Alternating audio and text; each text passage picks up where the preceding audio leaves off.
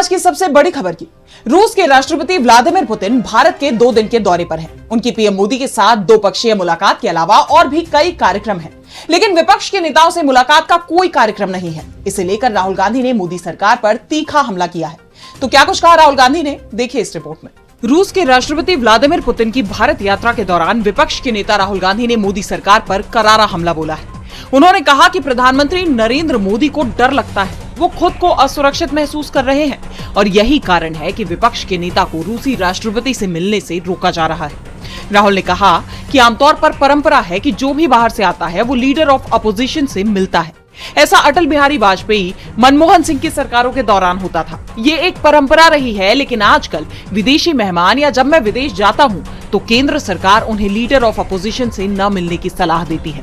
ये उनकी पॉलिसी है और वे हमेशा ऐसा करते हैं। हमारे सभी के साथ रिश्ते हैं। लीडर ऑफ अपोजिशन एक अलग नजरिया देते हैं।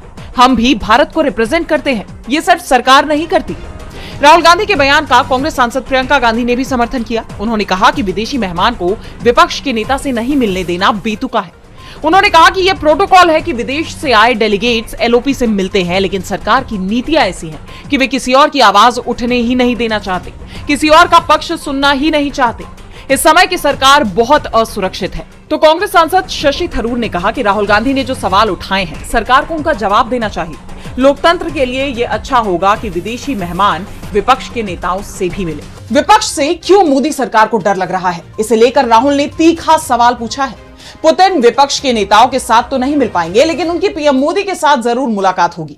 इसके अलावा उनके और भी कई कार्यक्रम हैं, देखिए इस रिपोर्ट में। रूस के राष्ट्रपति व्लादिमीर पुतिन 2 दिवसीय भारत दौरे पर हैं। उनके इस दौरे को बेहद खास माना जा रहा है, क्योंकि ये दौरा ऐसे वक्त में हो रहा है जब यूक्रेन युद्ध को लेकर पश्चिमी देश रूस के खिलाफ है। अंतर्राष्ट्रीय स्तर पर रूस के खिलाफ प्रतिबंध बढ़ाने की मांग उठ रही है। इंटरनेशनल क्रिमिनल कोर्ट ने उनके खिलाफ अरेस्ट वारंट भी जारी किया हुआ है, लेकिन पुतिन अपनी सालों पुरानी दोस्ती को बरकरार रखते हुए 23वीं भारत रूस समिट में शामिल होने के लिए दिल्ली पहुंच गए। यूक्रेन युद्ध शुरू होने के बाद उनकी ये पहली यात्रा है। उनके साथ 7 और मंत्री भी इस दौरे पर आए हैं। दिल्ली में रूसी राष्ट्रपति के सम्मान में पीएम मोदी अपने आवास पर एक प्राइवेट डिनर की मेजबानी कर रहे हैं।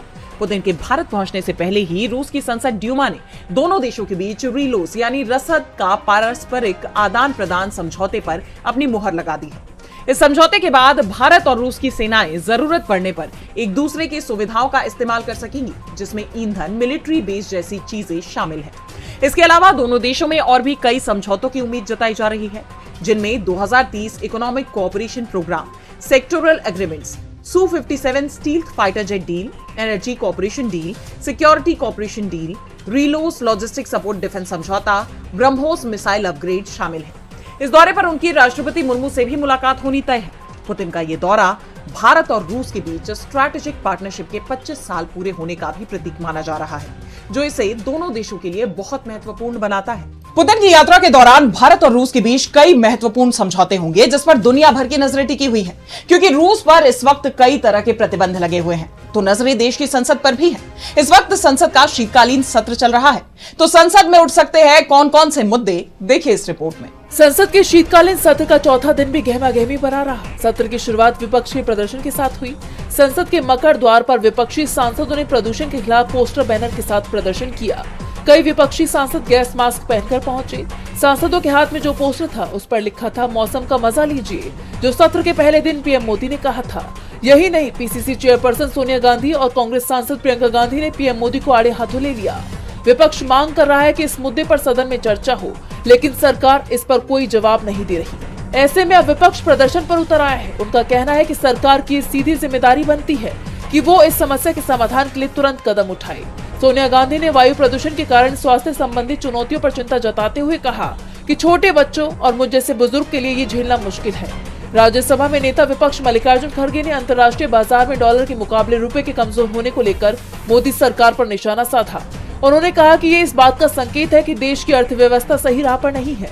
राज्यसभा और लोकसभा में विपक्ष की हल्लाबोल के बीच दोनों सदनों की कार्यवाही जारी रही। केंद्रीय सड़क परिवहन और राजमार्ग मंत्री नितिन गडकरी ने लोकसभा में बताया, अगले 1 साल में हाईवे पर मौजूदा टोल वसूली सिस्टम खत्म हो जाएगा। उसकी जगह पूरी तरह इलेक्ट्रॉनिक बैरियरलेस टोल सिस्टम लागू किया जाएगा।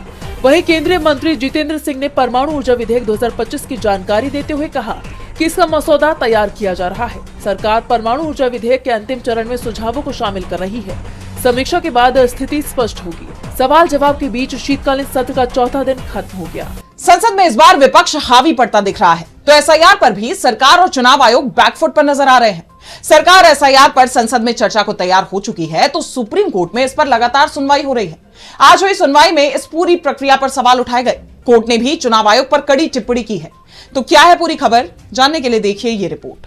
एसआईआर प्रक्रिया के खिलाफ सुप्रीम कोर्ट में लगातार सुनवाई का दौर जारी है। मौजूदा वक्त में 12 राज्यों में जो एसआईआर की प्रक्रिया चल रही है, उसके खिलाफ कई राज्यों ने सुप्रीम कोर्ट में याचिका दाखिल की है और अब इन याचिकाओं पर सुनवाई के दौरान कोर्ट में कई जरूरी मुद्दों की गूंज सुनाई दी। सबसे पहले बीएलओस की जान जाने का मुद्दा उठा। वरिष्ठ वकील गोपाल शंकर नारायणन ने कोर्ट में कहा कि हमारे पास 35 से 40 बीएलओस की डिटेल्स हैं जिन्होंने अपनी जान ले ली। उन्हें सेक्शन 32 ROPA के नोटिस भेजे जा रहे हैं, जिसमें कहा गया है कि अगर वे डेडलाइन पूरी नहीं करते हैं तो उन्हें 2 साल की जेल होगी। यूपी में बीएलओस के खिलाफ 50 FIR फाइल की गई हैं और उन्हें इस पर गर्व हो रहा है। जिस पर कोर्ट ने सवाल किया कि आखिर राज्य में कितने स्टाफ तैनात किए गए हैं, तो जवाब मिला 1.3 लाख। इस पर कोर्ट ने कहा कि और 30 से 40 हजार क्यों नहीं। चुनाव आयोग को हमें यह भी बताना चाहिए कि आप उनसे कितने घंटे काम करवाना चाहते हैं। बीएलओ के बाद कोर्ट में नागरिकता तय करने के मुद्दे पर बहस शुरू हुई।